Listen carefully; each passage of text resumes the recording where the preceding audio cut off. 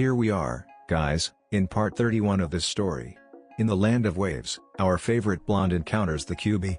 Watch the subsequent events unfold as Naruto uses the power that was sealed inside of him on the day of his birth. Please remember to like, subscribe, and share with your friends. Now, let's begin. Well, you were right, Naruto.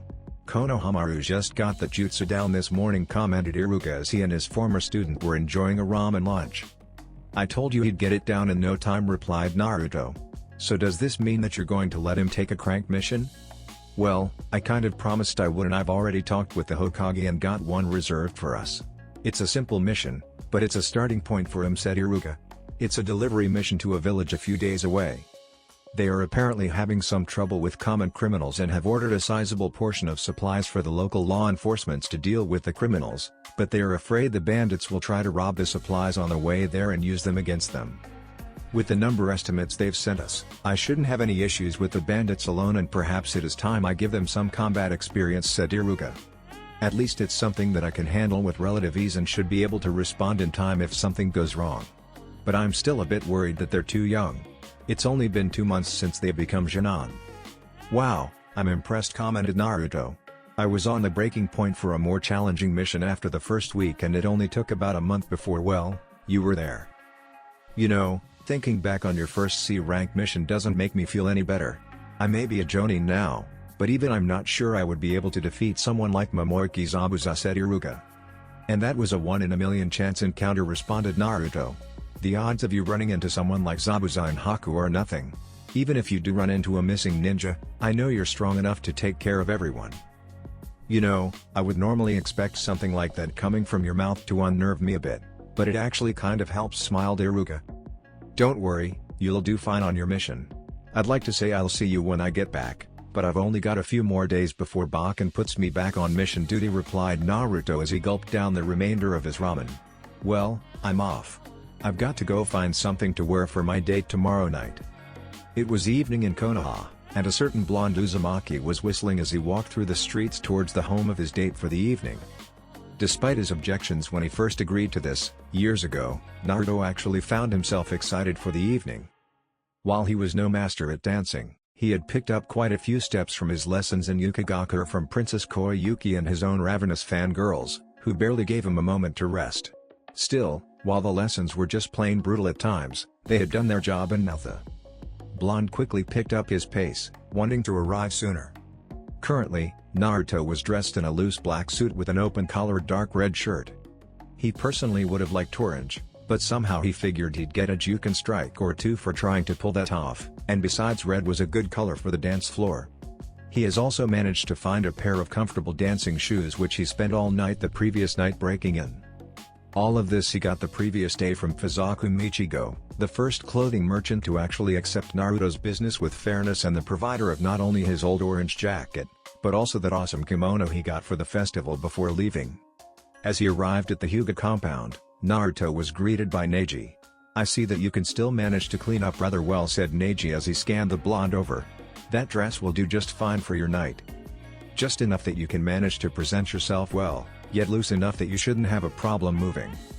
And if I'm correct, Michigo-san's work? Naruto nodded.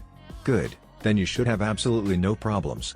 But still, you couldn't do something about that rat's nest of hair you have?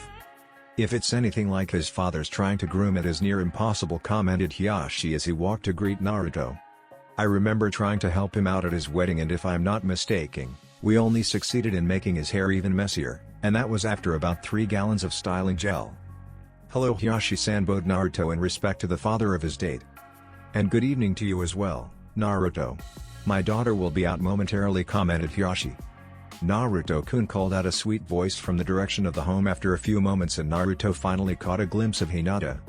Naruto's beautiful girlfriend was dressed in a long dark purple dress that was frilled from the waist down to allow for the movement she would need on the dance floor. Unlike the dress from their first time to the Flaming Leaf Inn, which had now been renamed the Dancing Flame, Hinata's dress was a little more open than last time, as the shoulders were completely exposed with the exception of the straps, and it cropped down to just below her neck. Naruto mentally groaned as it still wasn't quite cropped low enough to show her cleavage, but still it was a step forward from last time, and showed off her figure rather well until the dress fell straight down after her hips. And that was enough to satisfy Naruto's eyes for the moment. "Oh yeah, definitely looking forward to tonight," thought Naruto. "That reminds me, I'm cutting you off for tonight, Kurama." "Oh sure, take all the fun for yourself," groaned Kurama. "Really? You're going to be like that?" replied Naruto, rolling his eyes. "Nah, I'm just joking. Have some fun. Although you could let me take over for lunch tomorrow. I've been hearing good things about this yakitori shop in town," replied Kurama, who had picked up a strong liking to yakitori ever since Naruto let him out for a bit during his trip. "I'll think about it," replied Naruto before cutting the mental link between him and Kurama and turning to his date. "You look amazing tonight, Hinata-chan." "Thank you, Naruto-kun," blushed Hinata. Taking each other's hand, Naruto and Hinata left the Hyuga estate towards the dancing flame. The couple made their way through the village, during a warm late spring evening. Everyone was going about their own business, either not noticing the young couple walking amongst them or stopping and dawing at some of the memories that the older generations had of their own young romances. As they arrived at the location of the new dancing flame, Naruto was amazed at how exactly the place changed. It had gone from a rather ordinary and plain building that kind of just blended into the surrounding blocks to a warm building that just drew attention. Overall, the building was in a flame shape with the entrance from the street being the tip of the flame. In the middle of the building, there was a cutout resembling a smaller flame, open to the atmosphere. This was the dance floor and it was colored blue, with the building being a mixture of orange and red, helping to give the impression that the restaurant itself was a flame dancing on top of a candle. As Naruto and Hinata entered through the main entrance, they were led down a warmly lit hallway entryway until the room opened up into the main dining room. Like the entire restaurant, the dining room was warm and lively, with it wrapping around the dance floor, with the entire room open to the dance floor, and as such the evening air. "Wow, this place is just..." Naruto was left speechless at the place he'd be spending his evening with the most beautiful girl in Konoha. Neji Niazan was right. "This place is incredible," commented Hinata. However, Neji was also right about the place being Konoha's biggest hotspot, as every table was filled and there were even quite a few people sitting on couches along the side of the restaurant. "Well, look who it is. Welcome to the Dancing Flame," Hyuga-san and Uzumaki-san greeted the familiar face of Rikinu Satonara. "This place is just simply amazing, Bio!" exclaimed Naruto. "It is, isn't it? And thankfully, it was just what my husband needed to pull him out of the slump he was in from seeing the old restaurant demolished," chirped Rikinu. "Anyways, I assume you're here for the reservation Hyuga-san made in your name a few months ago?" "Yes please," replied Naruto. "Very well, let me go and see if your table is ready and I'll be right back with you," said Rikinu as she went to check on the table reserved for Naruto and Hinata. "This is going to be wonderful, Naruto-kun," said Hinata after she took a look around and held on to Naruto's arm. "You know, when I first heard about this idea, it was probably the last thing I wanted to do. After all, I was afraid I would embarrass you dancing and stuff, but now, I can't wait," exclaimed Naruto. "Your table will be ready in a few moments," said Rikinu as she returned. "While we wait, there are a few policies that I believe the two of you are unfamiliar with. The first is that while our dress code is not as strict as it used to be, we do have certain expectations from our guests. And fortunately, you two have no issues there. What you're both wearing is perfectly fine. Second is that this is a dine and dance establishment. You're free to do both, but that leads me into my third point. Since patrons typically spend a good deal of time here as a result of our dance floor, and from a business standpoint, we can't have our table just acting as some place to set your coats and bags. You will be asked to vacate your table after 90 minutes to make room for other guests. You will still be free to enjoy our dance floor and any seating you may find on the deck directly surrounding the dance floor, and 90 minutes will be more than enough for you to enjoy your food." "We understand," said Naruto and Hinata. "Also, in an attempt to increase the restaurant's clientele, we have drastically lowered prices. It's 600 ryo a person, and that includes an appetizer, a main course, dessert, access to the dance floor, and a drink. Unfortunately, we do not allow those under 18 to drink, even if they are chunin rank, as this restaurant serves both shinobi and civilian alike. So you will have to wait a few years before you can sample our wine selections." "That's fine, I suppose."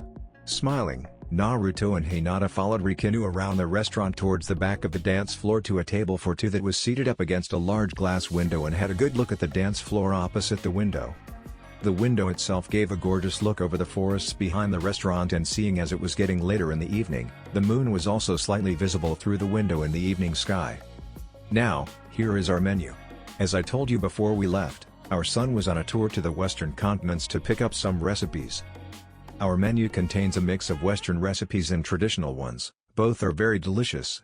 Your server will be around momentarily to get your orders, said Rikinu before leaving the couple to their thoughts. Naruto and Hinata looked through the menus, discussing the dish choices with one another. Thankfully, for the recipes that neither were familiar with, there was a description of the dish underneath. After a few moments, the waiter came around to collect their orders. I'll have the gyoza for an appetizer. I do want to try this agnolotti with cheese and beef stuffing, said Hinata, going with a comfortable appetizer, yet trying something a little different for the entree. And I'll have some green tea to drink. The waiter took Hinata's order and turned to Naruto as the blonde gave his. I'll have the miso and onion soup. I should have known. It's the closest they have to ramen here, thought Hinata. And I'll go with this balsamic honey glazed salmon, said Naruto, going with something similar to what he ordered the first time, only from the looks of it a western interpretation of the dish. And I guess I'll have to eat a drink as well. Very well, and for dessert?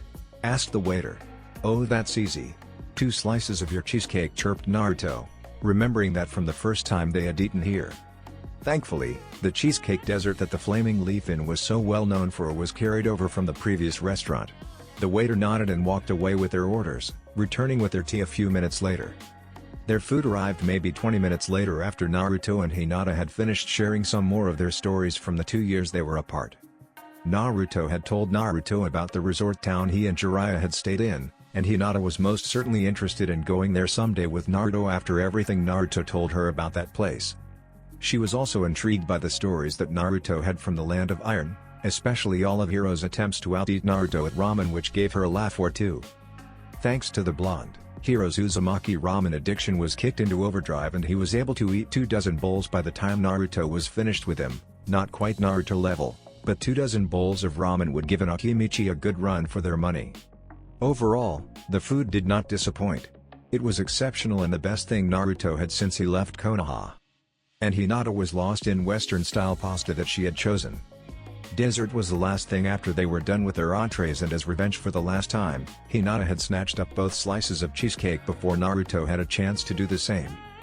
Proceeding to tease her blonde boyfriend for a few minutes before falling victim to Naruto's own puppy dog eyes jutsu. The dinner may have been delicious, but the time had come for Naruto and Hinata to do what they truly came here for, and that was to dance the night away in each other's arms. Walking out onto the dance floor, they were greeted with a fresh spring breeze as they found their place amongst the other dancers on the open-air dance floor.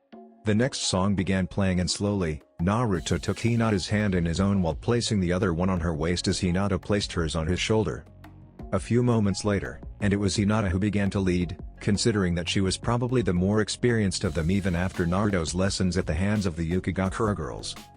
It was one of Hinata's wildest dreams come true, dancing around with her love under a star-filled sky. And as she felt Naruto finally take the lead, she was able to rest her own head against Naruto's shoulder and drift away into her own fantasies. Naruto-kun. He really is pretty good at this. I'll need to thank Princess Koyuki for helping Naruto-kun, thought Hinata. You enjoying yourself, Time? Asked Naruto. Oh, very much so, replied Hinata.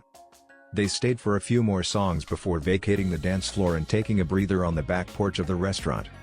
It really is beautiful tonight, commented Hinata.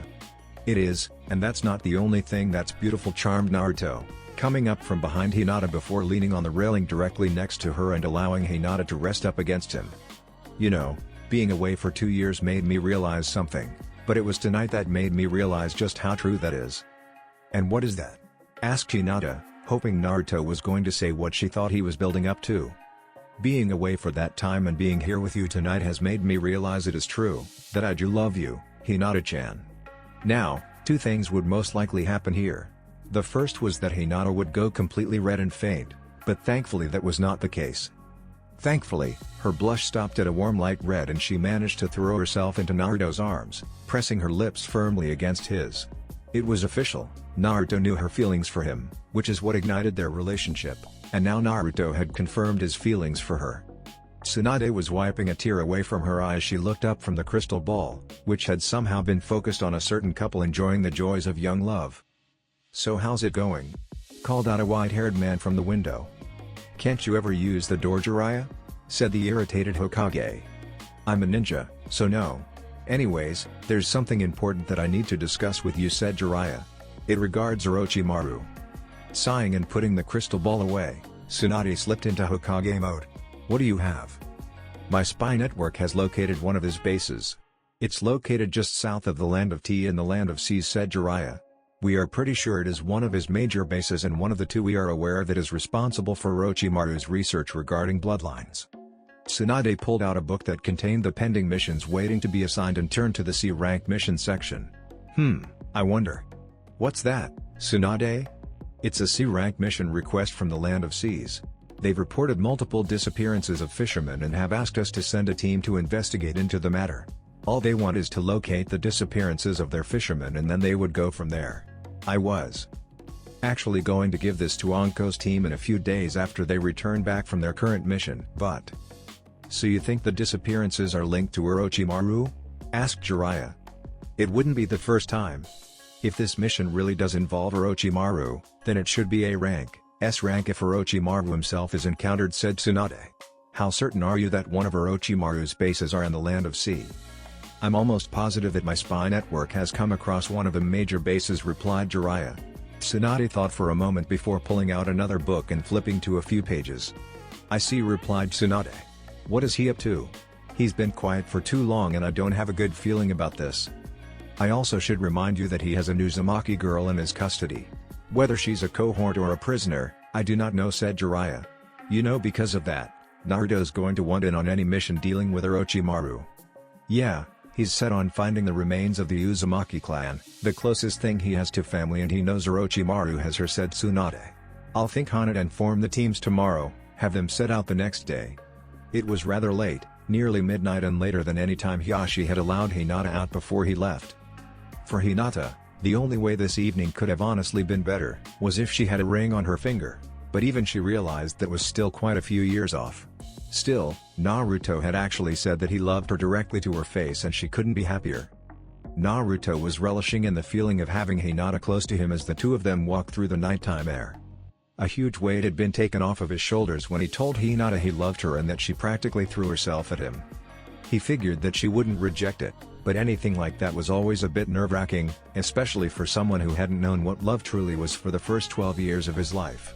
He did love her with all his heart and Naruto would do whatever it took to keep his princess safe, including suddenly pushing her out of the way of a random tiger lion beast thing that suddenly pounced upon the spot where they were standing. "Naruto!" shouted Hinata as she landed on her feet, quickly raising her guard as Naruto did the same and re-established the mental link with Kurama. "Hey kid, this was earlier than I expected. I thought I wouldn't be talking to you until late in the morning after the two of you woke up in the same bed and after mating," said Kurama, making Naruto blush. "Now's not the time, you are Kitsune. Some freak of a lion thingy just attacked us out of the blue," shouted Naruto as Kurama's senses cinched with Naruto's. Naruto and Hinata quickly went back to back as 5 more lions surrounded them. "What the hell is this?" replied Naruto as one of the lions pounced towards them. Not having a kunai or any sort of weapon on him to fend off the beast, Naruto resorted to an old-fashioned Rasengan, causing the beast to suddenly tear apart.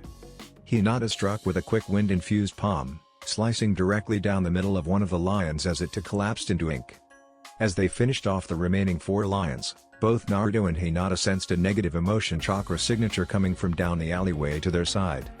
When they looked, they saw a boy sitting on top of the roof who had skin that was easily paler than Hinata's, black hair, and a black jacket that cut off just above his stomach. "Yeah, this guy's definitely suspicious," growled Naruto. "He's wearing a Konoha headband. Who the hell is he?"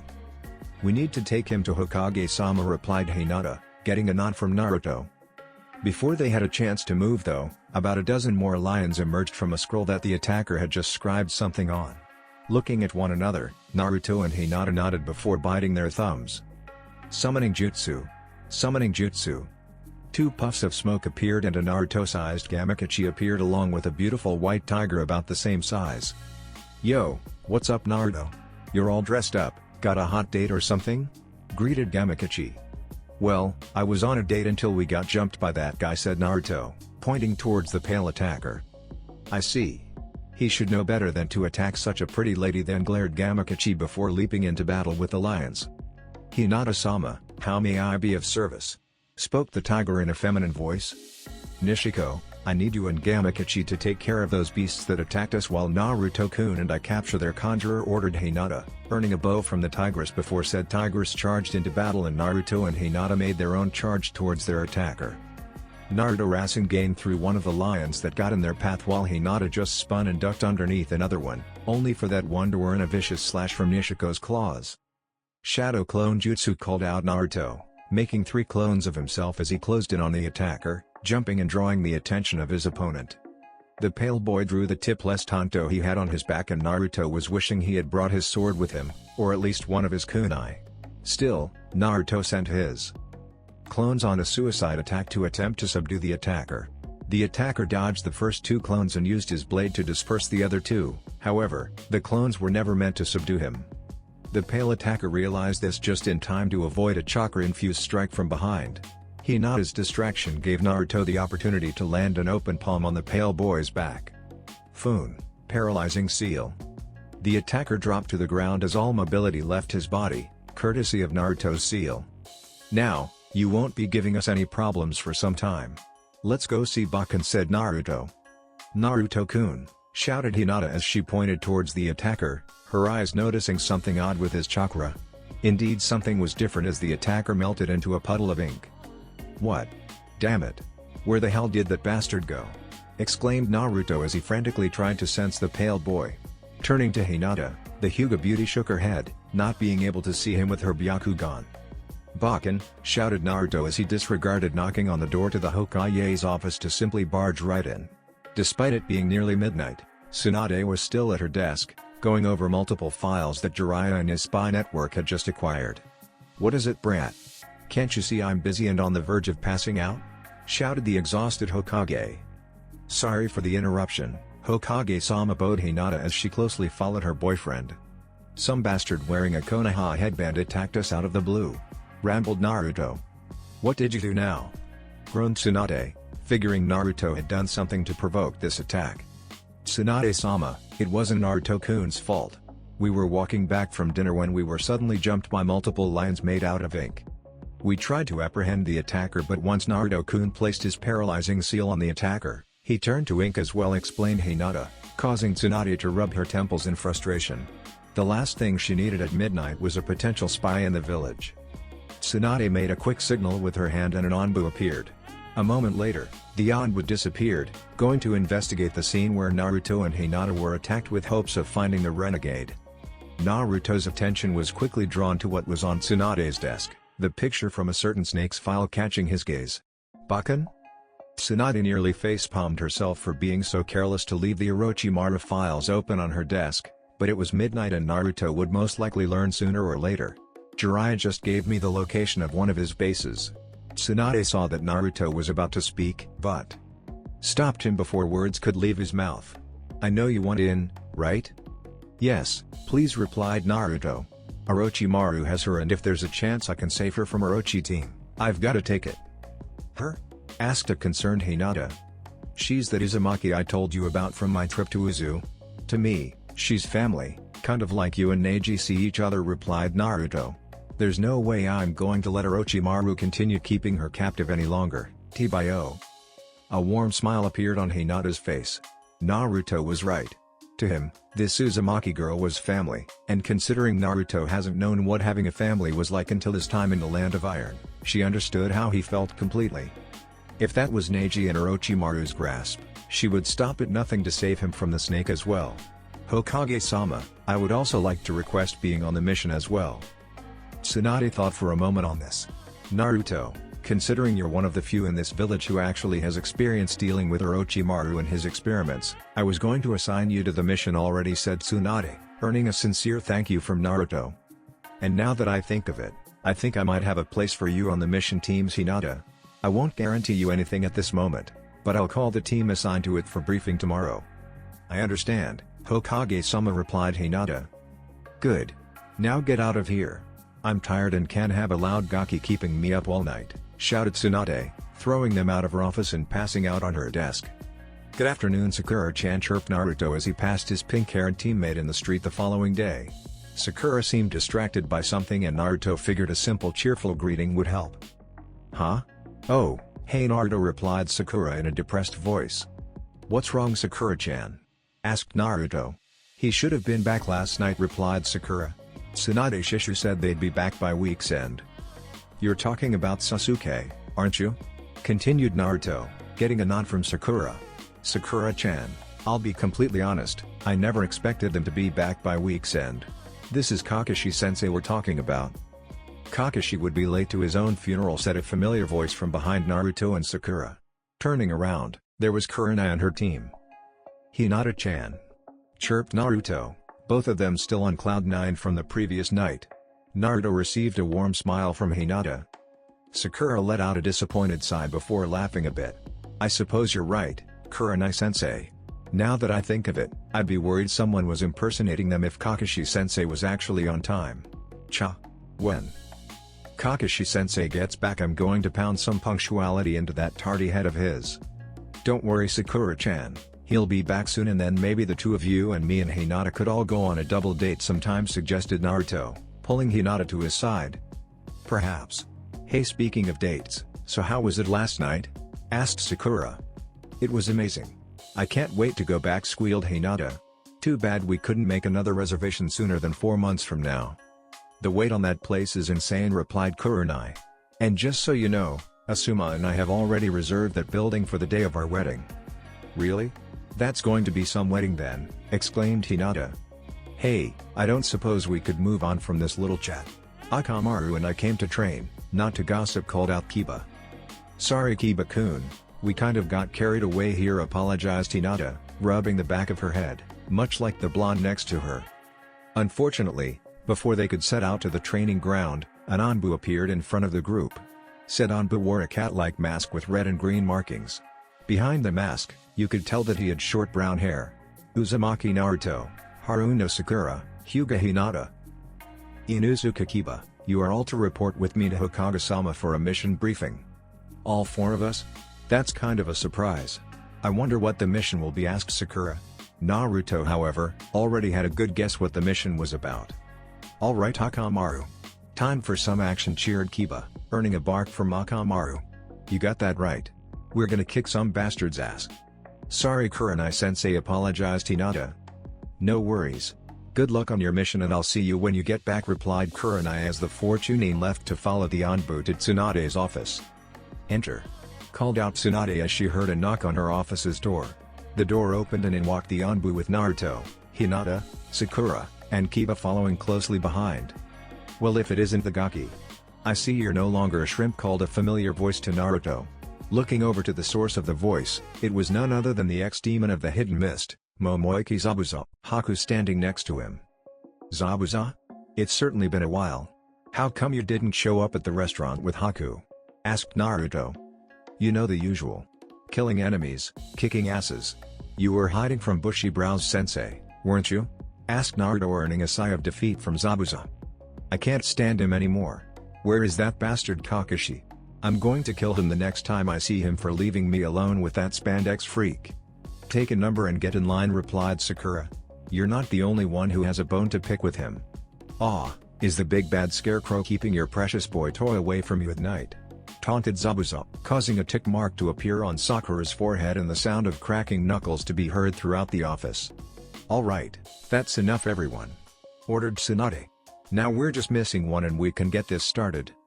Huh? Who are we missing? Asked Naruto. I don't know. Those mummies of advisors said they had a perfect person for this mission, replied Tsunade. Flashback. Tsunade was going over files pertaining to the mission regarding Orochimaru when the 2 village elders, Utatane Koharu and Mitokado Homaru, entered her office without knocking. Can I help you? Asked an obviously irritated Tsunade. She had not gotten much sleep and she was trying to put all her attention into this Orochimaru mission. It has come to our attention that you are planning on sending Naruto on a mission, stated Homaru. You know he's no ordinary child. He's one of our valuable Jinchuriki. One of, damn it. How the hell did they find out? Thought Tsunade. Naruto's status as a Jinchuriki was actually widely known throughout the older generations in the village, but Tsunade had fought hard to keep Fu's Jinchuriki status on a need-to-know only basis. In short, that meant that the only ones who knew were the clan heads, the Aburame clan, her group of friends, and her team once she was placed on a team until she became Chunin. She had never intended for the elders to get a hold of that bit of information. And yes, we are aware of the presence of the Jinchuriki of the Nanabi in this village. And while we are pleased that you have acquired a valuable power for the village, you should not have kept us in the dark, explained Koharu. But back to the matter regarding Naruto. Because he's a Jinchuriki, we need to keep him here, where we can keep an eye on him to ensure that nothing happens to disrupt the seal, or he gets captured by some enemy. Surely it won't be too long before Akatsuki begins making their move. Thankfully, it sounds like they aren't aware of the status of Naruto's relationship with the Kyuubi, thought Tsunade. Them getting a hold of that would possibly be the worst thing that could happen to Naruto at this point in time. If they found out Naruto had full control over the Kyuubi's power, they'd do everything imaginable to bend that power to their will. I understand your concerns, but keeping Naruto locked in the village would be a waste. Even you have to admit that before he left, Naruto was already proving himself as a capable shinobi, and based on the reports from my teammate, Naruto's abilities have only improved drastically. I won't put those abilities of his to waste when they can be better put towards something important, like taking out a significant threat to Konoha. Besides, what if Akatsuki came after Naruto? He would be here in the village when Akatsuki attacked, putting numerous people in danger. He can be better protected in the field with his team when there's no one around to become an unnecessary casualty.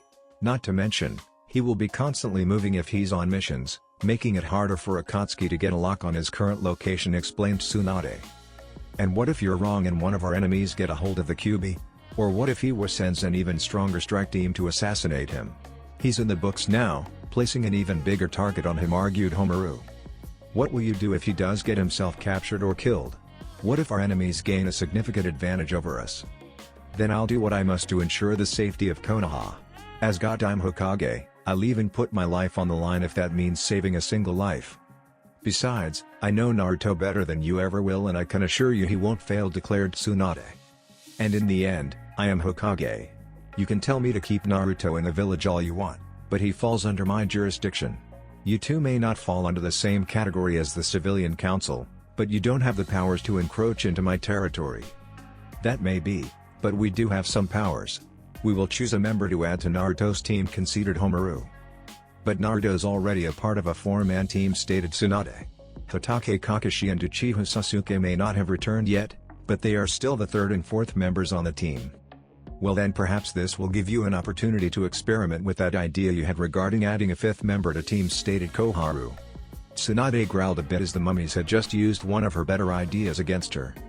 Tsunade was thinking of making 5-man teams out of the Konoha 15 and their senseis, sending 4 members of each team out on missions while keeping the 5th back in Konoha on standby.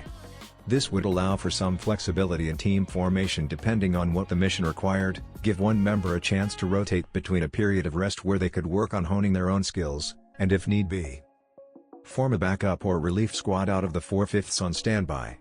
Fine, growled the busty Hokage. Very well, enter, Danzo called out Koharu. End flashback. Tenzo, you can remove your mask. You're being reassigned to the regular forces for the time being, said Tsunade to the masked Anbu present. Everyone watched as the Anbu nodded and removed his mask, revealing a man to be in his mid-late 20s wearing a Hapura-style forehead protector, kind of like the Nidaime. Also, you'll be known as Yamato for the duration of your assignment. I understand, Hokage-sama, replied Yamato. I also want you and Naruto to remain here after the mission briefing for a moment, said Tsunade. Hi, replied Naruto and Yamato before a knock was heard on the door. Tsunade called for the person to enter and everyone turned to see who the final member of the team was. Hello, called out the final member with a creepy smile. You, shouted Naruto with a shocked look on Hinata's face. Bakken, that's the bastard who attacked us last night? He's also the final member of the team, stated Tsunade. It was obvious that she wasn't too fond of the pale boy either. What? You can't be serious, Bakken, argued Naruto. He attacked me and Hinata-chan. He should be arrested and taken to the interrogation. I apologize about that. I just wanted to gauge my new team member's abilities, spoke the boy. And I must say I was disappointed at how weak you were. Do you have any balls at all? Hinata instantly went bright red at the mention of Naruto's genitals, and everyone else was now trying to hold back a raging Naruto who now wanted to kill the pale boy more than before. "What the hell did you say?" raged Naruto as he struggled against his restraints, trying to get to the boy who was simply smiling. "How about I kick your ass again and then we'll see who's smiling?" "Enough," shouted Tsunade. "Insults and threats aside, there's a mission at hand. Our intelligence has discovered the existence of one of Orochimaru's larger bases in the Land of Sea. About a week ago, we received a mission request from a village in the Land of Sea, ranked as a C-rank mission, to investigate the disappearance of a number of fishermen. However, with the recent discovery of Orochimaru's activity, we believe the two to be connected. As such, this mission is no longer a C rank and is A rank at the very minimum, S rank if by some chance you encounter Orochimaru himself. The objectives of this mission are as follows: you are to investigate the base and determine what it is that Orochimaru is up to. You are also to find the missing fishermen and rescue any prisoners you may be able to find amongst the base. We believe this base to be one of Orochimaru's main bases that focus on bloodlines. What exactly he is doing with them is for you to find out. Now, given that Orochimaru is involved, it is very likely that some of his prisoners are beyond saving. However, should you encounter any prisoners that can be saved, you will do such," explained Tsunade. "There are also a few individuals that you are to try and discover the locations of." Tsuan held up a few pictures. The first is Yakushi Kabuto, Orochimaru's right-hand man. He is an A-rank threat, at least, to this village and a dangerous opponent. If it is possible, capture him and return him to the village for interrogation. The second is Orochimaru himself. Unranked ninja, and even with your team, it would be ill-advised to engage him. The last of these three is a girl who we believe to be of the Uzumaki clan. "Wait, you mean like Naruto?" asked Sakura. "Yes. As it stands, Orochimaru does hold someone with Uzumaki blood, and while her access to the Yozoshiogaku libraries has been restricted thanks to Jiraiya, but should Orochimaru find a way to break through Jiraiya's barrier seals, then the knowledge he will have access to will most definitely prove detrimental to the village," stated Tsunade. "Just to give you an idea, the Uzumakis were allies with Konoha, and many of the seals this village uses in forms of protection is derived from the Uzumaki sealing arts. Should Orochimaru get a hold of some of the sealing knowledge inside that library, it is very likely he will find a way to bypass many of our defenses." Everyone nodded in understanding. "As for the girl, we have no idea whether she is actually working for Orochimaru willingly, or if she was forced into a service as a prisoner," stated Tsunade. "For the moment, assume the former, but capture and secure her and bring her back to the village and we will sort out her role in Orochimaru's service here. Now, I'm sure you're wondering why there are 8 of you here, when a typical team is composed of a 3 or 4-man cell," asked Tsunade, earning a nod from a few. "In short, there's going to be 2 teams. I would have preferred to have sent teams Kakashi and Kurenai, but seeing as Kurenai is now on maternity leave, Shino is away on clan business, and Kakashi is who knows where with Sasuke, I had to improvise a little. There's going to be a search and retrieval team who is responsible for locating and liberating any prisoners, as well as obtaining any valuable information regarding Orochimaru's operations. That team will consist of Haruno Sakura, Hyuga Hinata, Inuzu Kakiba, and Sai." Tsunade pointed at the newcomer. "Now, considering this is Orochimaru we are dealing with, opposition is to be expected. Uzumaki Naruto, Yuki Haku, Momoyuki Zabuza, and Yamato will be assigned to the strike team. Your job is to eliminate any opposition you may encounter. Of course, the most troubling enemy you could face is Orochimaru himself, but it is highly likely you will encounter some of his curse seal test subjects. All 4 of you have some level of experience dealing with Orochimaru's curse seal ninja and his henchmen." "Hi!" saluted everyone upon learning their assignments. Lastly, Yamato will be the team leader with Haruno Sakura acting as lead of the search team should the teams become separated, stated Tsunade. "Now, you are all dismissed. You'll depart for the Land of Sea tomorrow. It should be about a 3 to 4 day trip, so I expect the mission will take about 2 weeks." Everyone bowed before leaving the room, except for Yamato and Naruto. "Do you want to do it, or should I?" Tsunade asked Naruto as the blonde Jinchuriki activated his own form of privacy seals on the office. "Now Yamato, there's a secondary mission I have for you. Given who is on my team, I assume you want me to keep an eye on the Kyuubi and ensure Naruto doesn't lose control," said Yamato. "Humph," figures, snorted Kurama, momentarily taking control. "So you must be Kurama?" asked Tsunade, getting a nod from Kurama. Despite Naruto reporting back with Jiraiya, and Naruto being in the village for a week, she had yet to actually talk to Kurama himself. Tell me you're not actually having this human play the part of your little watchdog. I already said that I'm not a threat to your village unless you do something to betray the kid, said Kurama. Now, Yamato was confused. Oh, that's right. Yamato, meet Kurama.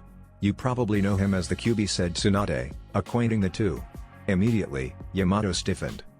KK Kyuubi? He shouted before 4 wooden pillars shot up, surrounding the Naruto form Kurama. This immediately caused Kurama to raise an eyebrow. A wood user, eh? Haven't seen one of those since the Shodai. So I take it you really don't trust me? Asked Kurama. I've looked through and analyzed everything from the Yondaime's notes from that night to everything Jiraiya and Naruto have told me. While I'll admit I'm still a little weary, I'm convinced you won't try anything funny, assured Tsunade. And no, Yamato is not here to keep you under control. I'm not? Asked a now dumbfounded Yamato. Tsunade shook her head. This is to remain a secret. Most of the team you have been assigned to already knows, but Sai does not, and I want to keep it that way. You see, the elders and Danzo forced my hand, and as a result, Sai was added to the team. He's from the Root Division of Anbu, under the command of Danzo. I've been trying to usurp Danzo's control over his little Anbu regiment, but with little success. Your mission, Yamato, is to keep an eye on Sai. I suspect Danzo has another agenda, which would explain why he was so interested in getting one of his agents on the team. You're also there to act as a cover for Naruto and Kurama. Danzo doesn't know that Naruto can utilize the Kyuubi's power to its fullest, and I intend to keep it that way. I see, replied Yamato, looking over at Naruto. Kurama. Naruto, you already understand not to use too much of Kurama's powers unless it's as a last resort, said Tsunade, getting a nod from Naruto. I need you to be extra careful on how you use that power around Sai or anyone from now on. I suspect Danzo is going to try to make a move soon to try and sway you under his control. I see. I guess that means I'll have to be extra careful then as well whenever I let Kurama take control, replied Naruto. You let the Kyuubi control you on a regular basis? Gulped Yamato. Sure. I let him get yakitori earlier for lunch, although I would have preferred ramen, replied Naruto nonchalantly. Hokage-sama, you are serious about me not having to worry about the Kyuubi? Asked Yamato once again. Believe me, it was a surprise to me at first as well, but you'll get used to it. Kurama's on our side, said Tsunade, handing Yamato a few papers. Those detail the whole Kyuubi attack 15 years ago. Kurama wasn't behind the attack, he was controlled by a man the Yondaime believed to be Uchiha Madara, or someone with a similar power as Madara. Yamato took a moment to look over the documents. I see. This is troubling then, commented Yamato. So I'm to keep an eye on Sai and help to hide the fact that Naruto and the Kyuubi? I would prefer it if you refer to me by my name, commented Kurama. Sorry, Kurama is it? Asked Yamato, getting a nod from Kurama. So I'm to keep an eye on Sai and to help hide the fact that Naruto can fully control Kurama's powers, alongside the regular mission objectives? Correct. The first day of the mission was going perfect. The two teams consisting of Uzumaki Naruto, Momoyuki Zabuza, Yuki Haku, and Yamato and Haruno Sakura, Hyuga Hinata, Inuzuka Kiba, and Sai had made great distance on their travels to the land of the seas. Their mission was to investigate rumors relating to one of Orochimaru's main research bases in the area. There were multiple objectives to their A-rank mission, the rescuing of a potential Uzumaki girl being on the top of a certain Jinchuriki's list. The team's pace had slowed as they began searching for a suitable site to make camp. Today had been a good day. Well, not really. What is it? The pale root agent with a creepy smile on his face. For the past 12 hours of traveling, Naruto had been staring intently at the suspicious newcomer to their group. Naruto trusted most of the members on the group. Sakura was his teammate, Kiba and Akamaru had proven that they were good friends to the blonde. Both Haku and Zabuza owed Naruto a great deal for giving them a second chance in Konoha, and Hinata was his one and only love. Yamato Teiko, although Naruto hadn't known the man for long, seemed fine and respectable. And then there was Sai. Sai had introduced himself to Naruto by attacking him while he and Hinata were on a date, and then he had the guts to insult the blonde by questioning if he had any balls at all. Yeah, Naruto was definitely glaring with a murderous glare that made Zabuza proud right now. Please stop staring at me. Don't make me hit you. Every damn thing you say just pisses me off more, shouted Naruto. And why the hell are you here? All you do is piss everyone off? Hey! Calm down. ordered Yamato, trying to keep the peace as best as he could. Teamwork and cooperation are the most important things in a team, especially the teams that you all belong to. What's with you? It's because he's not a member of my team. He's not a part of Team Kakashi, argued Naruto. He's just some fill-in for Sasuke because Kakashi-sensei's as late as ever. And if he's just some fill-in, what does that make me? Asked Yamato, his face growing dark and a scary look appearing just inches from Naruto's face, causing Naruto to freak out. Well? What? Why are and no fill-in, stuttered Naruto. Yikes, even I'll admit that's creepy as hell, admitted Kurama. So can we resume this mission normally? Asked Yamato, getting a frantic nod from Naruto, and everyone else let out a sigh of relief. Good. Now I was hoping for something that would allow us to get to know each other a little better as a team, but sadly the resort town is still a day's journey away. After that, we'll have another day and a half before we reach the land of sea. Resort town? Exclaimed a hopeful Sakura with stars in her eyes. Yes, but that's only if you behave, replied Yamato. Otherwise, we'll be spending tomorrow evening in Makuten, Four-Pillar Prison. Everyone gasped in surprise as a jutsu that had thought to have been lost resulted in a large wooden prison erupting from behind Yamato. That's Shadaime-sama's secret jutsu, Makuten, thought Sakura. Just who the hell is this guy? Makuten, gasped Zabuza and Haku, both familiar with the legends surrounding Senju Hashirama. Kiba was also having a hard time hiding his surprise, and Hinata's pale eyes widened at the sight. Sai just remained quiet and collected, but managed by raising an eyebrow. So, can we behave ourselves? Said Yamato, using his creepy stare no jutsu. Why yes here, stammered Naruto. Good. Now we'll camp here for the night, said Yamato. Let's set up camp, and get dinner cooking. Sakura and Hinata will have first watch, Naruto and Zabuza second, Haku and Kiba third, and myself and Sai last. Later that night. Oi, Gaki, called Zabuza as Naruto hopped up into the trees and took a seat next to the former demon of the hidden mist. So tell me, how are you with that sword? Well, I trained with Mifune-sensei for 6 months and... Wait. Mifune? As in Mifune of the Infinite Blades? Asked a surprised Zabuza. Naruto nodded. A gleam now appeared in the swordsman's eyes. Oh hell, you and I are definitely having a spar after this mission is over. Is that so? If you want to fight, I'll give you one, T-by-O, exclaimed Naruto. I'm looking forward to it, replied Zabuza. The swordsman then pointed to Naruto's own blade, which was resting across the blonde's lap. So what exactly does it do? You asked me earlier and I had no idea. You must have figured something out about it by now. Well, I did. I took a look at the seals on the sword and I found it has 3 abilities. The first is the use of a highly advanced absorption seal, called the redirection seal. It can take an opponent's ninjutsu, absorb the jutsu and redirect it back at them, said Naruto as he explained the first ability. That is something. The last I heard about that sword was from when it was wielded by Uzumaki Shuichi, and if I remember correctly, it took an army to bring him down. Any relation? Asked Zabuza. Great-great-grandfather, replied Naruto. Of course, this only made Zabuza more intrigued. Normally, a ninja wouldn't share information on themselves with another like this, but Zabuza was his comrade and Naruto's negative emotion sensing wasn't throwing up any red flags. Zabuza was simply curious for curiosity's sake. Also, as a comrade, it was important that they knew everyone else's abilities. So what are the other abilities? Asked Zabuza. Well, the second ability goes along with the redirection seals. Since the seals can only redirect the most recent ninjutsu they've absorbed, then if a jutsu isn't used, then it would just go to waste. Well, my sword's second ability fixes that. If a jutsu isn't redirected, the sword just converts the jutsu to chakra and stores it. That chakra can then be unleashed in a massive area of effect attack, depending on how much chakra has stored since the last use. Flashback. Naruto was currently out on his training field, taking a break from trying to develop his Rasengan further. Jiraiya had also decided to take a break from writing, although he had a few shadow clones positioned around the beach to keep up the flow of inspiration. He was standing opposite Naruto, preparing to spar with his student, as Naruto drew his sword.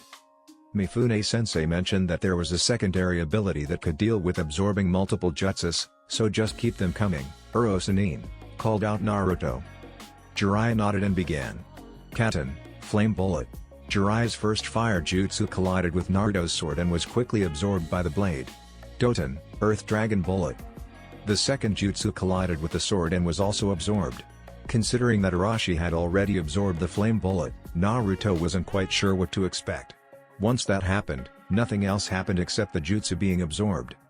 Wanting to know what exactly would happen, Naruto unleashed the Earth Dragon Bullet back towards Jiraiya, who simply blocked it with a Doton, mud wall. Naruto then tried to unleash the flame bullet, but nothing happened. So that seal can only hold one jutsu, commented Jiraiya. Yeah. Wait, Naruto said as he noticed the Uzumaki emblem that made up the hilt of the sword letting off a faint blue glow. All of a sudden, Naruto thought he heard some sort of instruction in his mind, telling him what to do about that glowing emblem. Hey Kurama, did you just hear that? Asked the blonde. Yeah, I heard it. I don't know where it came from, but if there's someone else in here, please do speak up. It gets kind of lonely in here sometimes. Wait, didn't this happen before when you were asked the name of your sword? You're right. Could it be Arashi that's talking? But how? Sentience, spoke Kurama. Huh? Asked Naruto. If my suspicion is correct, that sword is sentient, meaning it has its own consciousness. It's telling you about itself. It's trying to make you a worthy wielder. Wow, that's actually kind of cool. Naruto turned to Jiraiya. Okay Uro-sennin, I know what to do I think. Hit me with a few more jutsus, I wanna try something. Jiraiya just nodded, jumped back, and set a few more jutsus at Naruto, who absorbed them all with his sword and the emblem began to glow brighter. That good enough? Called out Jiraiya. I think so, here we go, exclaimed Naruto as he held his sword vertically in front of him in one hand and placed the other hand on the emblem. Arashi.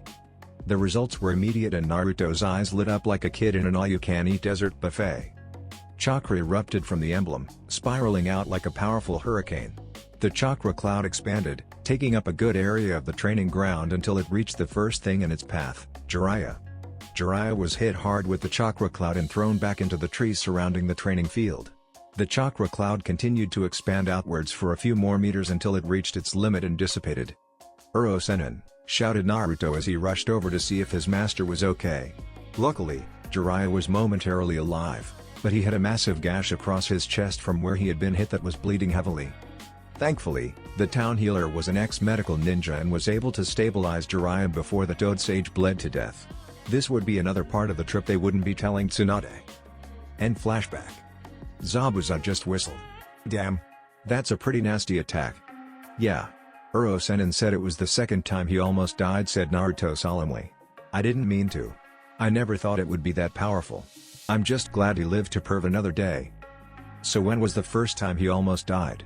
Asked Jiraiya. When Tsunade Bakken caught him peeping on her. Zabuza just burst out in laughter, having become aware of Konoha's self-proclaimed super pervert. Okay, so what's the last ability? Asked Zabuza. That one, it's not something I'm hoping to use anytime soon. It's more of a last resort and it's a rather costly ability, said Naruto. It's not something I can use in a spar or against a comrade. It was designed for enemies, and I'll use it, but only if I desperately need to. The following morning, it was time to wake up and Naruto was currently in a deep slumber, resisting the sun's attempts to wake him. Just a few minutes, moaned Naruto. This pillow, so soft. Naruto was still asleep when he proceeded to rub his face in his soft pillow. Hinata began to wake as soon as she felt something rub against her own chest. The moment she realized what exactly was rubbing against her, she went a bright red, brighter than any shade of red she had ever reached before. Eek! Shrieked Hinata, waking the rest of the camp, including the person who was rubbing his face into her breasts. Naruto shot up. Hinata-chan, what's wrong? Naruto looked up to see what was wrong with Hinata, but realized she was much closer to him than they originally had begun the night. It was then that he discovered just what exactly his pillow was. Oh my god. I'm so sorry Hinata-chan, I didn't mean to. Both Naruto and Hinata just froze at that moment. Hinata-chan's. So how was your night, kid? Asked Kurama before he broke out in perverted laughter. Make any kits yet? It wasn't like that. Uro Kitsune. Retorted Naruto before he turned beet red. So, soft. And then Naruto-kun, eep. Thought Hinata. She wasn't quite sure how to make of it. Most women would feel violated for a man doing such a thing to them, but this was Naruto. Over the years, Hinata had matured and so did some of her thoughts revolving around the blonde who she called her boyfriend. Doing anything sexual with Naruto was still most likely a few years off, but she couldn't deny that she wasn't beginning to think of Naruto in a more intimate way. Later that evening, the teams had arrived at the resort village along the southern border of the Land of Fire and the Land of Tea. Currently, everyone was in the middle of taking a relaxing soak in the hot springs.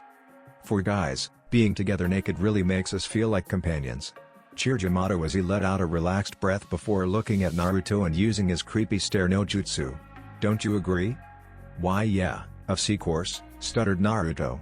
His eyes are really terrifying. Naruto stood up out of the water, exposing himself too. Well, looks like you really do have some balls, smiled Sai. On the other side of the divider, Sakura had already begun soaking herself in the relaxing mineral water, resting her back up against the edge of the pool. The door between the changing room and the hot spring opened up with a towel-wrapped Hinata stepping out. Taking a quick glance at the Hyuga beauty, Sakura couldn't help but feel a little envious of her. Despite only being 15 years in age, Hinata's figure and breasts were something that many women there couldn't help but admire. Hinata's breasts were easily D's, if not DD's. Looking down at her own chest, Sakura sighed. I can't believe I'm actually jealous of Hinata, her chest that is. While Sakura wasn't as busty as Hinata or even Ino, her own body had developed into something more than where she was years ago. Her figure wasn't as petite as it used to be and she was also beginning to develop some more feminine curves. And while her breasts were currently B's, she couldn't help but wish that her figure was more resembling of the ones that her friends, Hinata and Ino, and Master had been blessed with. Still, she was only 15 as well, and was hopeful that she still had some time left to develop and mature. Hinata sat down next to Sakura and let out a held breath as she submerged herself in the spring. This spring is so relaxing, commented Hinata. It is. I wonder what sort of minerals they put in the water? My skin's loving every second of it, replied Sakura as her previous thoughts left her momentarily. Both girls enjoyed their bath until some loudmouths shouting rose up from the other side of the divider. What the hell? Why are you always going balls this, balls that? It's so annoying, was heard from a voice that was familiar to two deeply embarrassed girls. All the other women in the hot spring started laughing. Damn Naruto, you're too loud. It's embarrassing, thought Sakura before taking a deep breath and disappearing beneath the surface of the water. As this was going on, the water temperature spiked. The source of the increase in temperature, Hinata.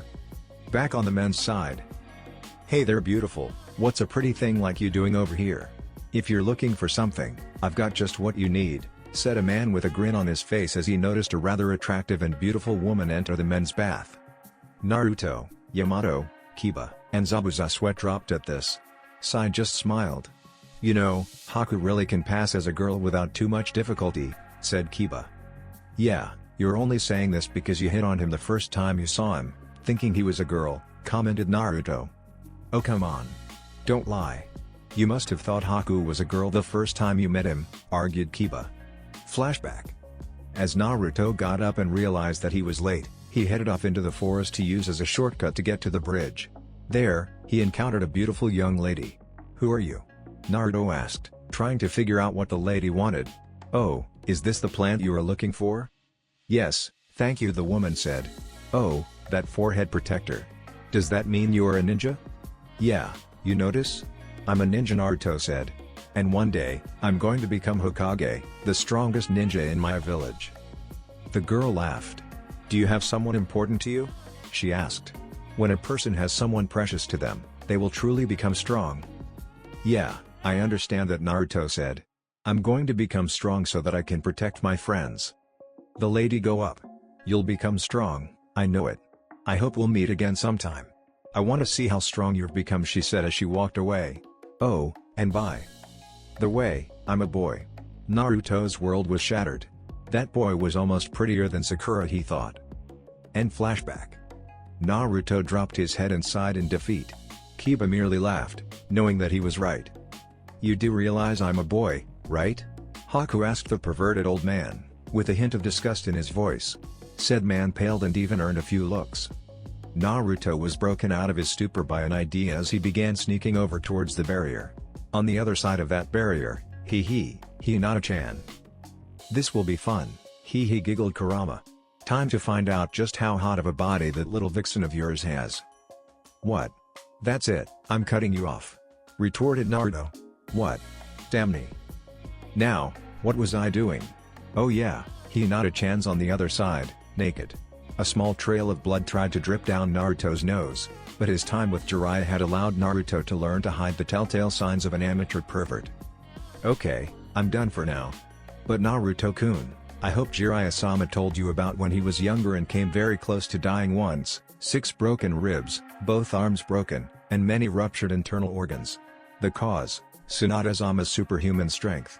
What he did was, exactly what you're trying to do now. You'd better not be thinking about it, growled Kiba. Naruto froze. Hinata-chan would never do that if she found him peeping on her. At least he liked to think she wouldn't. But Hinata wasn't the only girl on the other side of the fence. Now Sakura on the other hand, oh yeah, Naruto would be dead, far beyond the point that Kurama could heal. A great meal later, and it was time for them to turn in for the night. Hinata gave Naruto a quick kiss goodnight before heading to one of their rooms with Naruto following her inside. Oh no you don't. This is the girls' room and there's no way you're sleeping in here, especially after what happened this morning. A pouting Naruto found himself dragged out of the room by Sakura. Sakura awoke and let out a big yawn.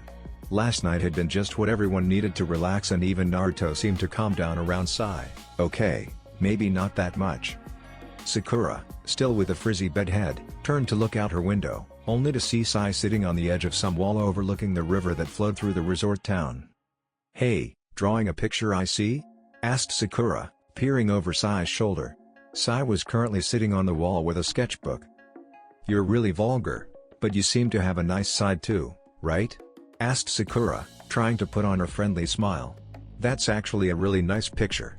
It's an abstract, right? What's it called? Called? Asked Sai, genuinely confused. You haven't decided on a name yet? Asked Sakura. No, that's not it, said Sai. I've drawn hundreds of pictures, but none of them have names. Really? But don't portraits have the person's name or other pictures have the situation at the time? Asked Sakura.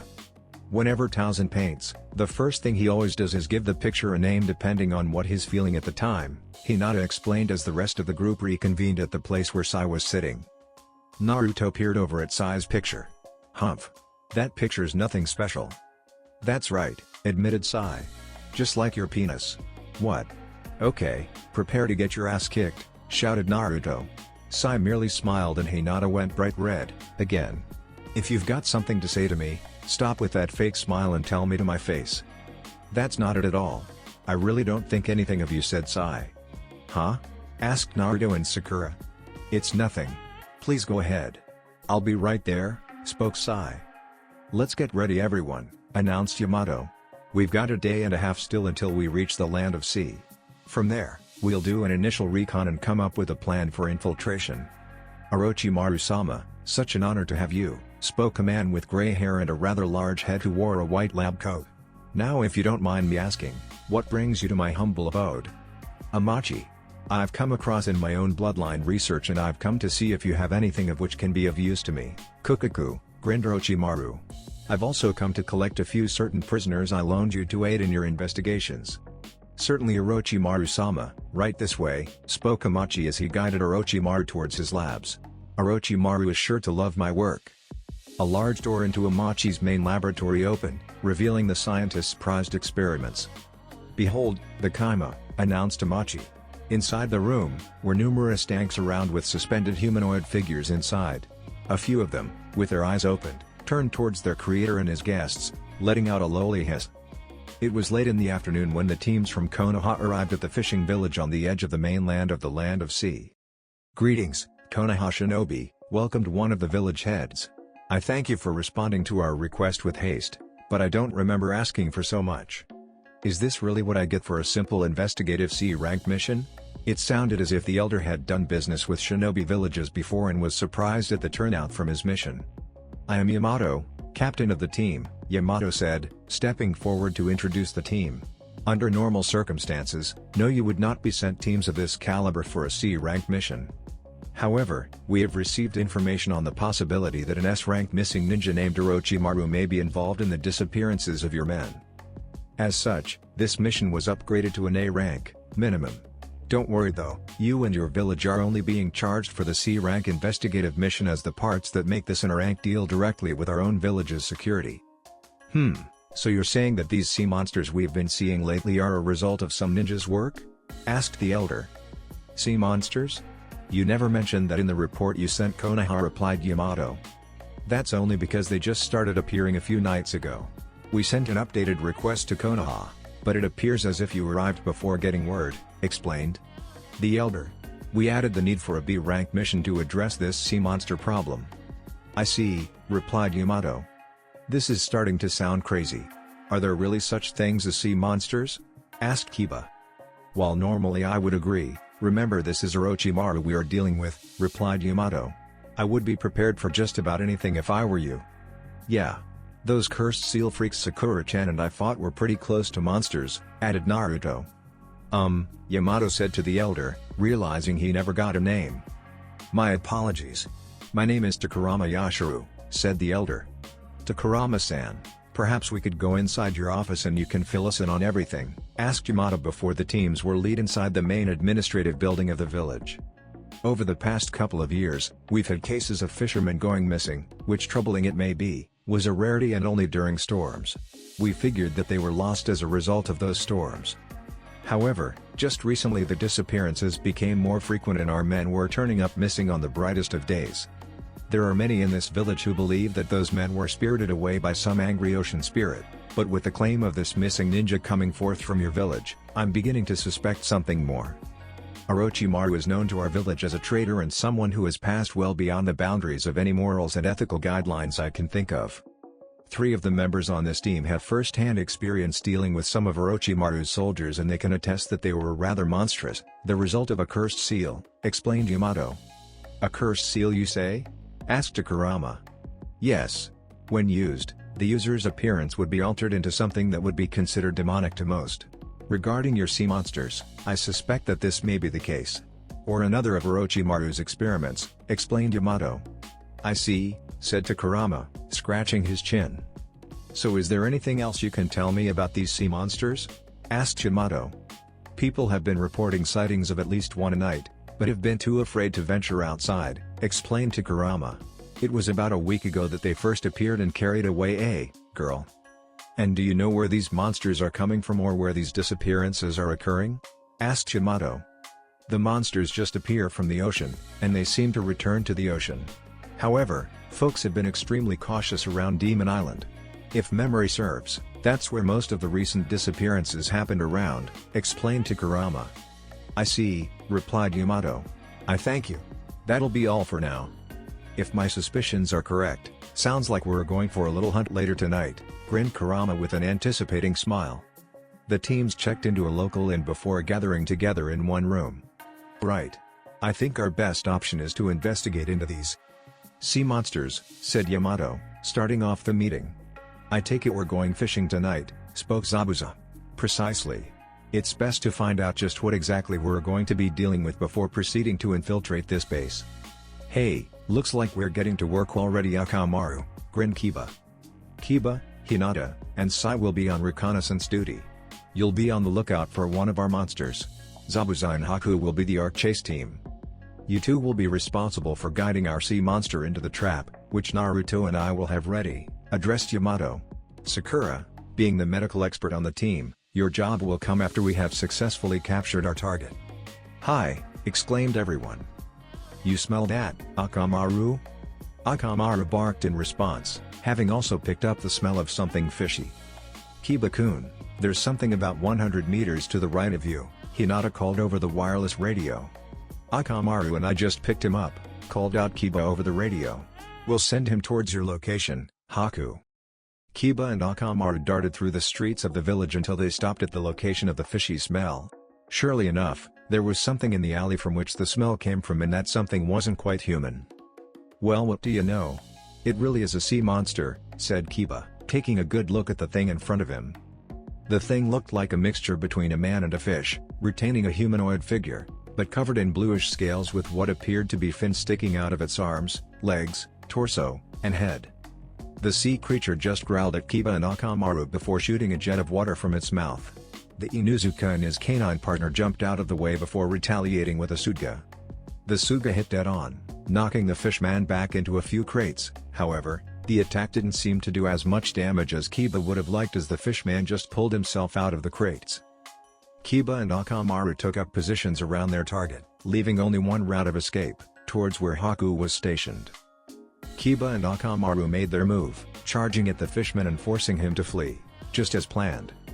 There was a junction in the roads with 3 possible paths for the fishman to head down, but as the fishman made a go for the one path that led towards the ocean, a wall of ice sprang up, blocking that way and another of the paths. This forced them down the one path that led towards the trap Naruto and Yamato had set. Looking up, Kiba sent Haku a quick nod before the ice oozer blocked off a few more paths up ahead, further forcing the fishman towards the end point. As the fishman rounded the corner into what he thought must have been an open street, he was met with a wooden wall as the entrance to the alleyway was sealed off with a wall of ice. Fuinjutsu, area containment seal, called a voice before the entire alleyway lit up in a sealing matrix and ensnared the fishman. "Wow, I didn't actually think we'd be catching a sea monster," spoke Naruto as he jumped down from the top of a building. Wooden bindings sprang up, completing the entrapment of the fishman, and Naruto released his seal, no longer necessary since Yamato had him. "My god, I don't believe what I'm seeing," gasped Kurama as he was led by Sakura. They quickly moved the fishman into a building where Sakura could begin her analysis. On their way there, a few of the villagers had gathered to the delight of the capture of what has been terrorizing them for the past week. "Okay, I'm going to begin," announced Sakura as a ball of bright green light emerged from her hand, her bodily examination jutsu active. The light easily sank into the body of the fishman and Sakura moved the light, processing the information the jutsu was sending her about their captive's condition. "There's definitely human elements in this thing," said Sakura. "But it's like they've been completely rebuilt to make them more fish-like." Sakura went to take a quick blood sample, but the fishman let out a scream. Everyone watched as the fish-like features began to recede from the thing until a man was left in its place. "That's," exclaimed Akamaru in utter surprise. "Do you know this person?" asked Sakura. "I do. His name is Sanjo. He was one of the fishermen who went missing almost a month ago," explained Akamaru. "I see. So our suspicions were correct in that Orochimaru is most likely behind the disappearances," said Yamato. "I can't believe Orochi team would stoop so low into kidnapping innocent villagers and turning them into freaks, D.B.O., exclaimed Naruto. "Actually, considering this is that snake bastard we're talking about, I can," replied Kurama. "I'm going to do a few more tests and send the results back to Tsunade Shishu," said Sakura as she got to work. "Right. Now that we've located one of the missing villagers, I think we can safely assume Orochimaru is behind the abductions and the rest of them are most likely in the base," said Yamato. "So when are we going to kick that slimy ass of his, Yamato Tanko?" asked Naruto. "Actually Naruto, we want to avoid Orochimaru at all costs. If Master Jiraiya's information is correct, Orochimaru has multiple bases, which means that he can't be at them all at the same time. Therefore, he's got to have someone at each base to take charge of the base. Our job is to capture this warden," explained Yamato. "But if we were to go up against someone like Orochimaru, I don't even know if we would be successful." "That still doesn't mean I don't want to kick that bastard's ass," growled Naruto, getting a bark from Akamaru. "That's right boy, what do you think we've been doing for the past 3 years? If we see Orochimaru, then he's going to pay for his sick experiments," grinned Kiba. "Regardless, we have our mission objectives. The villagers, the base's warden, and the locations of Yakashi Kabuto and the Uzumaki girl are top priority," said Yamato. "So when are we going to go?" asked Naruto. "Tomorrow. I want Sai to take Hinata and do some reconnaissance of Demon Island from the air. We'll proceed with our assault directly after," said Yamato. "Now to refresh everyone on their roles. My team, consisting of Naruto, Haku, and Zabuza are the assault team. It is likely that we're going to face some form of resistance and it's our job to eliminate this resistance. If we run into any more fishmen, you are to use non-lethal force unless absolutely necessary. It's likely that those are our villagers. The other team, Sakura, Kiba, Hinata, and Sai will be in charge of locating our villagers and any prisoners that are being held. Naruto, did you make up those seals?" "Here, Yamato Tanko," said Naruto, handing a bundle of explosive notes to Yamato. "Once we've gotten the villagers and prisoners out, Our final objective is to cripple the operations of this base, explained Yamato. Uzumaki explosive notes. Those things will pack enough of a punch to level the base, D-by-O, declared Naruto. Didn't you blow yourself up with one of those? Asked Kiba, remembering what Tenten had told everyone after Naruto had experimented with those explosive notes. Don't remind me. Hinata, do you see anything? Yamato asked over the wireless radio. Hinata was currently airborne on the back of one of Sai's birds. Byakugan. Hinata activated her eyes and began to scan over the island, before coming upon a hidden door on the far side of the island. I see a door. I can see a little ways into the base as well, but it goes too far under for me to see through the island with my eyes, called out Hinata. I see. Any more entrances? Perhaps underwater? Asked Yamato. Sai flew over towards a shallow bay, encompassed by island. I see a cave underneath the water. It goes into the island a little before reaching the point where it goes too deep for me to see, described Hinata. Very well, you can come back now, ordered Yamato. As the teams crossed the sea to Demon Island, a large whirlpool erupted in the water in front of them, threatening to drag Yamato's wooden boat down beneath the waves. Just keep going, Yamato Taiko. I can take care of this, said Naruto. Hopping out of the boat, Naruto water walked to the very edge of the whirlpool, doing everything to keep himself upright as the whirlpool began to suck him in. Suten, spiraling torrent. Using his own jutsu, Naruto formed a whirlpool of his own, directly overtop the original whirlpool, only spinning in opposite directions. The result was that Naruto's whirlpool cancelled out the original one and Yamato regained full control of his boat. Way to go Naruto-kun, Hinata congratulated her boyfriend. Using a whirlpool to cancel out another whirlpool by spinning it the opposite direction, that was actually pretty smart, said Zabuza, the one who was most familiar with the workings of water-style ninjutsus out of everyone present. They proceeded on towards the island, but not unnoticed. Amachi-senpai's not going to like this, said a man whose head had slightly emerged from the middle of the whirlpool. Said man was wearing a pair of small sunglasses that just barely hugged his eyes. I give you years and countless resources and this is all you give me? I'm seriously disappointed in you Amachi. I expected much more, hissed Orochimaru. But Orochimaru-sama, I did all of this in the name of science. I thought you would be impressed with my progress on the development of my kaima, said Amachi, dropping to his knees in disbelief that Orochimaru was not satisfied with his life's work. Your kaima project certainly, but if you thought I would be impressed by just that, you're mistaken. I have no use for these silly little things. I wanted bloodlines the likes of which the 5 great nations have never seen before, glared the snake Sannin. But Orochimaru-sama begged Amachi as he reached for his master.